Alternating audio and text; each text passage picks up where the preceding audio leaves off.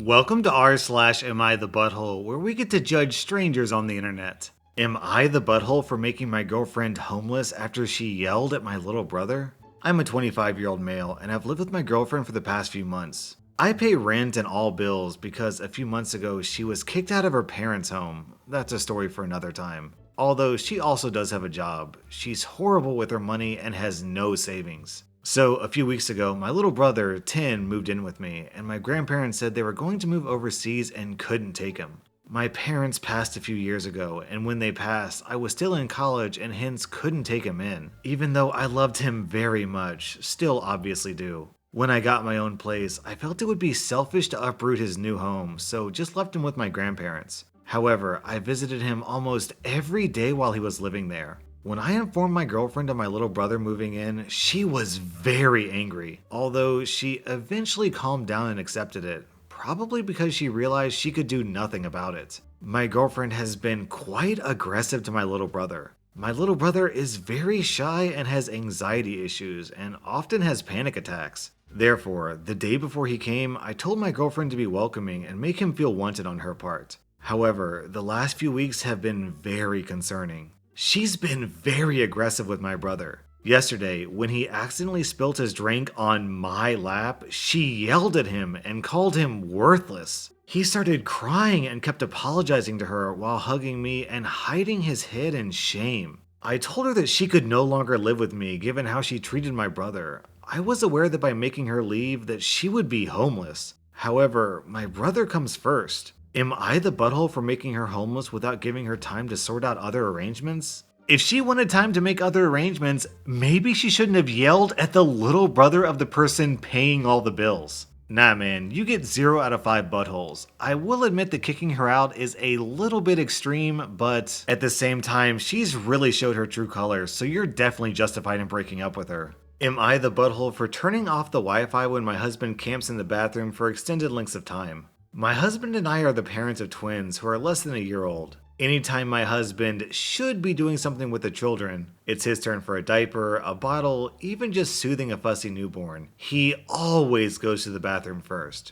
We're both on maternity/paternity leave currently. My husband is on medication that makes him spend a lot of time in the bathroom about an hour after a meal. It's a medication that he's been on and off of several times over the past year. He's never on it for more than a few weeks, and it doesn't affect him all the time. But he always claims that's why he's in the bathroom. I did ask. The doctor didn't say it was impossible, but highly unlikely. The doc wanted him to come in for a checkup if this was the case, and husband said, "Oh, it's not that bad," and refuses to go in. I'd rather let him use the restroom first than have to put the baby down mid-task, but over the past couple months, he's been spending more and more time in there. He always takes his phone. He's always watching YouTube. His average session is 25 minutes in there, often longer, rarely shorter. It's the most frustrating thing when it comes time to feed them. One of the twins needs to be held specifically for health reasons, so I can't double feed. Because I'll get up, warm up the bottles, change one baby diaper, get the first one fed, burped, and lay down in their crib. Get the other baby changed, and be settling down to feed baby number 2 before my husband can be bothered to emerge and figure out why one child has been screaming because they had to watch their sibling eat, and then the other will cry when they don't get to cuddle at all because I have to immediately set them down to feed the hysterically sobbing child.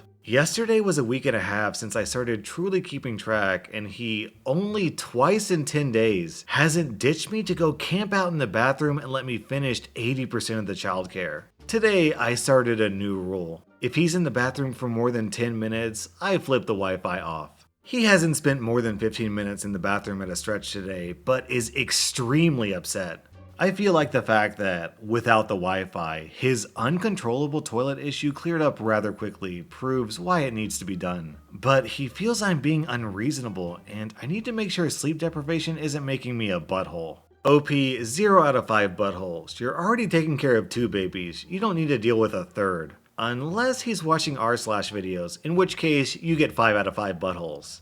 Am I the butthole for reminding my girlfriend it was her decision to have an abortion? Hi Reddit, this situation is getting out of hand, so I thought I'd ask here. I, a 25-year-old male, have dated my girlfriend, a 25-year-old female, for 6 years now. About 5 months into our relationship, I got her pregnant. This is in spite of the fact that I wore protection. We were only 19, so I thought she'd come to her senses and decide to abort. However, she slowly began to warm to the idea of keeping the child and raising it. I tried very hard to show her the other side.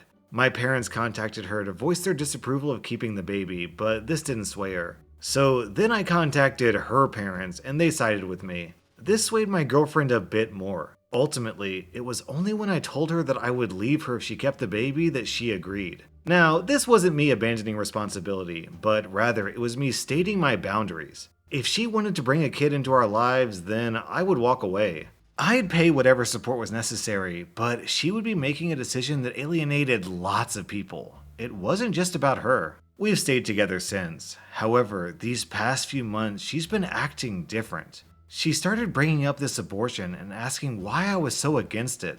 Then, the other day, she goes crazy. She asked me why I didn't support her and that it was a mistake to have an abortion. I then reminded her it was your decision to have an abortion. We all said our piece, but don't blame this on anyone else. You chose this. She then began crying a lot and called me a butthole. We haven't spoken since, and her friends have taken her side.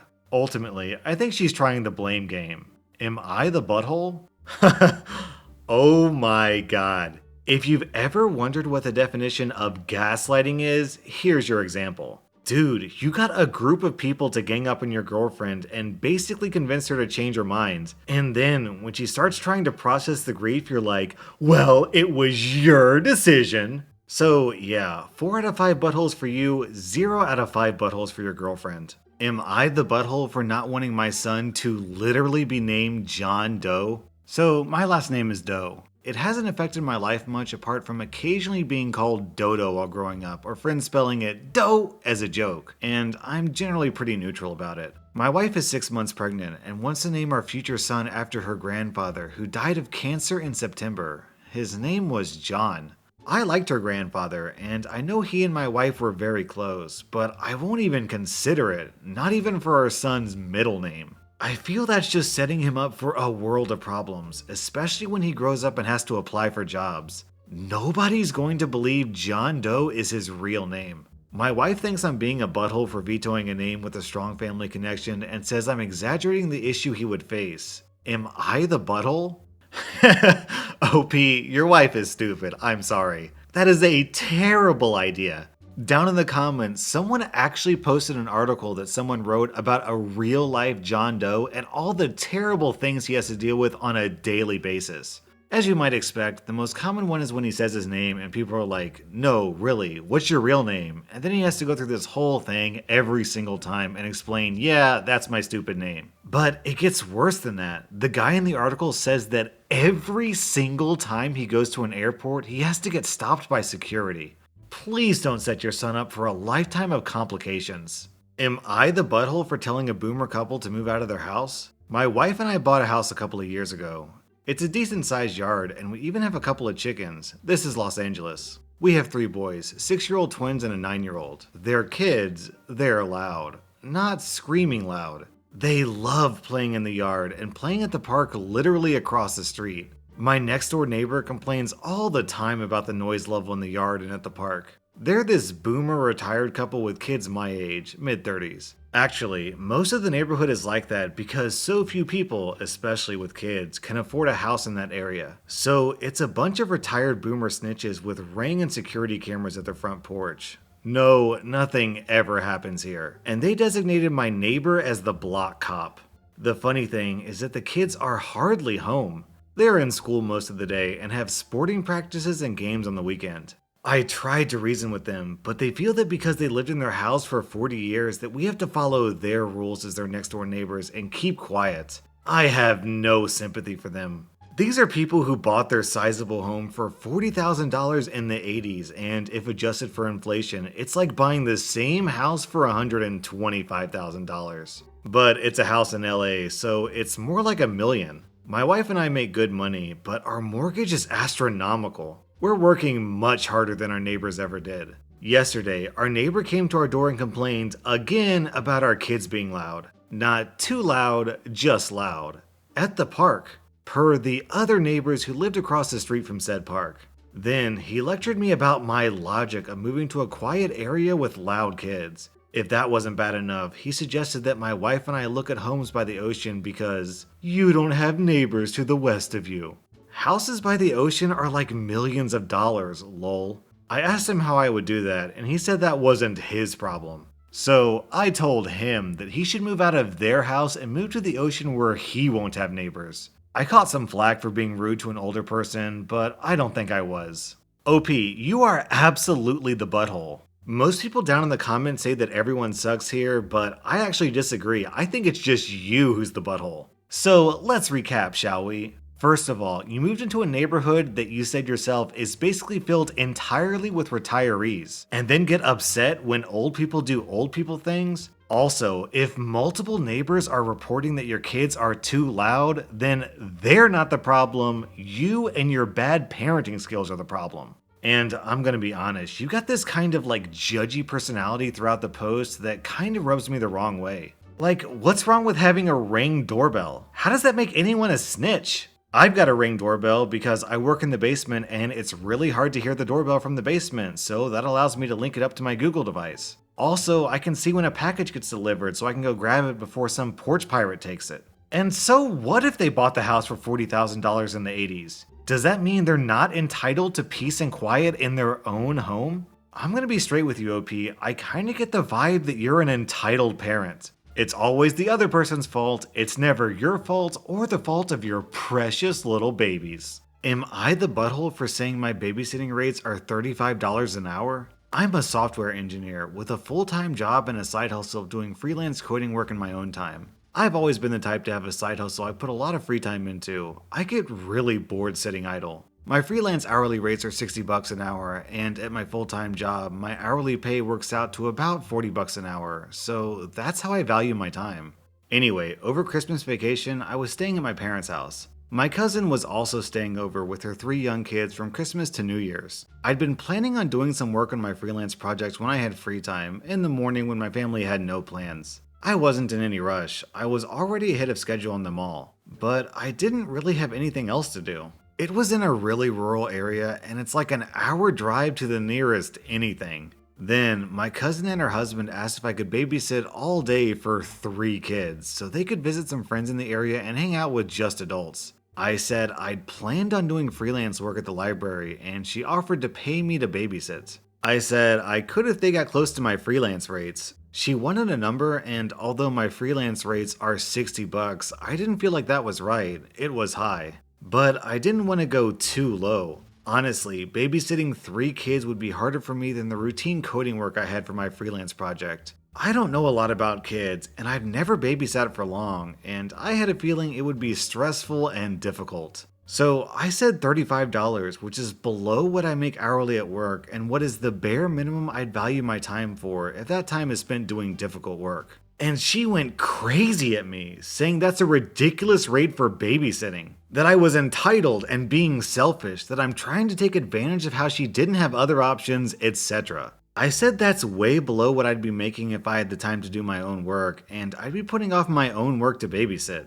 Her husband then got mad at me, saying that I was a 24-year-old girl, that I'm nearly a child myself, that my time is not worth that much and it's childish to say that it was, and that I was a stupid girl for not knowing that babysitting costs like $15 an hour. When I grow up and have kids of my own, I'll see how stupid I was being. I was kind of done with being called stupid, so I just told them I hope they could find someone else. My mom thinks that I asked for something offensive, and my cousin and her husband obviously did too. Am I the butthole for giving that number? So let's use an analogy to break down how much you are not the butthole here. Let's suppose that you brought your good friend Elon Musk with you to your parents' house. Elon Musk had a very important business meeting to go to. And then, after you turned them down, your cousin asked Elon Musk, "Hey, could you babysit my kids for $15 an hour? That's the going rate for babysitters." And Elon Musk says, "No, I was gonna go to a meeting and probably make like $5 million because that's how much my time's worth." It's real simple. If you wanna hire a babysitter, hire a babysitter.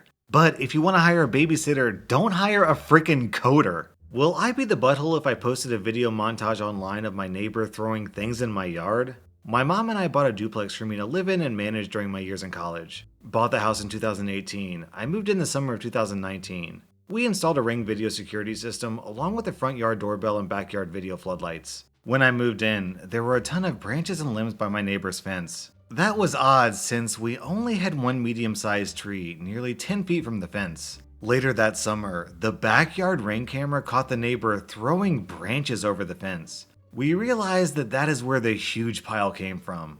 Halloween came around, and my roommate and I decided to throw a party on Friday, November 1st.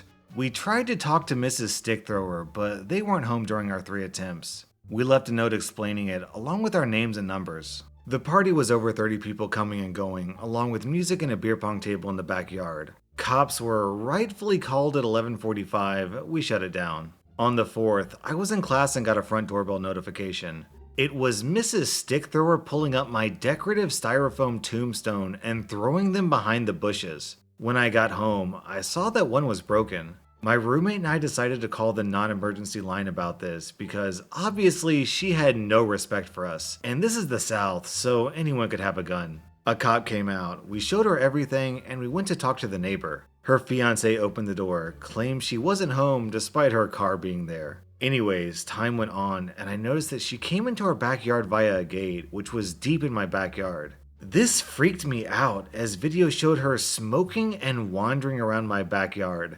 I put a carabiner on the gate to keep her out. End of November, I come home and see these huge limbs flying over the fence. I get out, confront her, we argue, and she claims that she owns 2 feet of my backyard. She ends the conversation with, "Do you want to make these next 4 years a living hell?" I called the non-emergency number, and once again she hid from the cops. I found out that she's a professor at my university. I emailed the dean of students, told him everything, and provided proof. Their resources were useless, and I'm beyond fed up. Cops say they can't do anything, despite video evidence and 4 no trespassing signs. I want her to stop. We got a survey done, and she does not own 2 feet into my backyard. I've edited together a video montage of her throwing limbs, branches, sticks, rocks, and cigarettes together, along with her trespassing in my backyard. Will I be the butthole if I posted this video online with the caption, "University Professor's Actions"? No, OP.